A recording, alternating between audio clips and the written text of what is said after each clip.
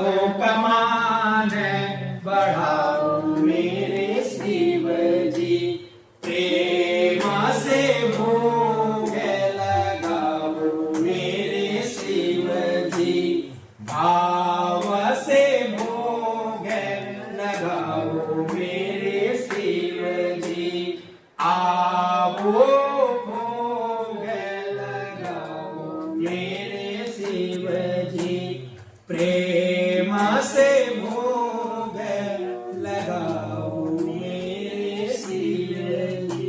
ओम मानाभ्या आसे धंतरिक्ष गुंशिष्णो योः शमवतता तुभ्यां भूमिर्दिशः श्रोत्रान् तथा लोकान् अकल्पयन् नैवेद्यं नैवेदयामि नैवेद्यान्ते आचमनीयं प्रत्याचमनीयं मुखाचमनीयं जलं समर्पयामि।